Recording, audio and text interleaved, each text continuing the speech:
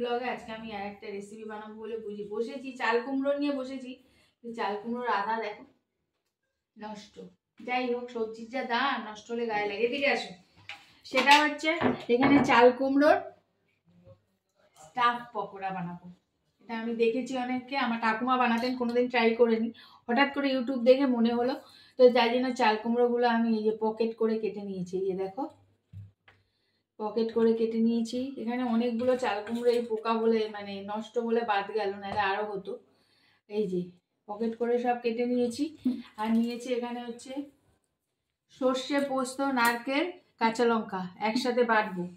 এখানে কটা চিংড়ি মাছ নিয়ে নিয়েছি আমি। হ্যাঁ, কখন দেবো চিংড়ি মাছগুলো সেটা দেখতে হবে। আর একটা ব্যাটার তৈরি করব, তার জন্য আমি এখানে বেসন আর চালের গুঁড়ো নিয়েছি, আর নুন মিষ্টি একটু কালো জিরা লাগবে ব্যাটারে। তো সবার আগে আমি এগুলো না একটু নুন জলে ভাপিয়ে নেব। চলো, তো এগুলো আমি একটু গরম জলে বসিয়ে দিয়েছি, নুন জলে। এগুলো একটু ভাপ দিয়ে নিই, তারপর আবার ফিরে আসছি। আমি হালকা ভাপ দিয়ে নিয়েছি, এগুলোতে তুলে নিচ্ছি। এবার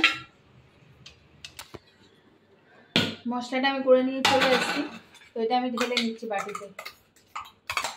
মশলাটা বাটিতে নিয়ে নিয়েছি, সামান্য একটু নুন দিলাম, যদি বেশি দেবো না, কারণ এর গায়ে নুন মাখানো আছে। আর দিয়ে দেবো চিংড়ি মাছগুলো। এখানে আমি একটা ব্যাটার বানাবো, তার জন্য আমি নিয়ে নিয়েছি এখানে একটু চিনি, নুন, কালো জিরা আর একটু গোলমরিচ। ঠিক আছে, এবার আমি এখানে একটু চালের গুঁড়ো নিলাম,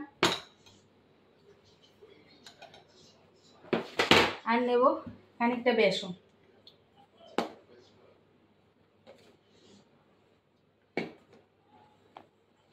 এবার এগুলোকে একটু মিক্সড করে নিই। এবার এতে অল্প জল দিয়ে ব্যাটারটা তৈরি করে নেব।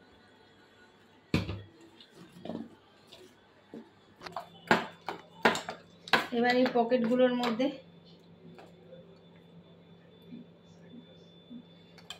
স্টাফিংটা ভরে দিই চিংড়ি সহ।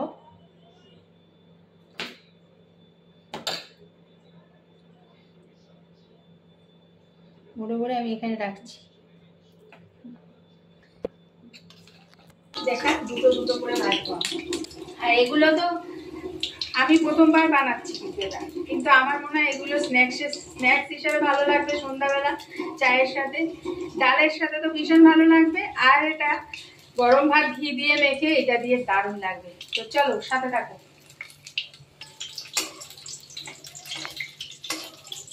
খেতে কিন্তু খুব ভালো লাগবে। আমি আমার ঠাকুমা বানাতেন, তখন খেয়েছি, সত্যি খুব ভালো লাগে।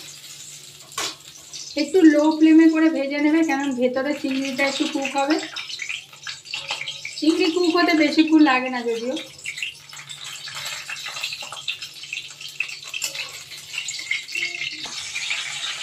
তুলে নিচ্ছি।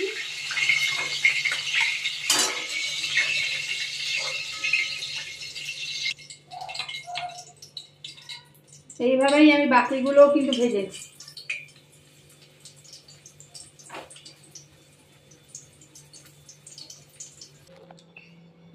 তৈরি হয়ে গেছে স্টাফ চাল কুমড়ো ফ্রাই আর কি, স্টাফ চাল কুমড়ো ফ্রাই। তো যদি ভালো লাগে তাহলে একটু সাথে থেকো, আর একবার অবশ্যই বানিয়ে খাও, তারপর বুঝবে কতটা ভালো লাগে। তো এতক্ষণ আমার সাথে থাকার জন্য তোমাদের সকলকে অসংখ্য ধন্যবাদ। আসবো পরবর্তী কোনো ভিডিও নিয়ে, ততক্ষণ সকলে ভালো থেকো।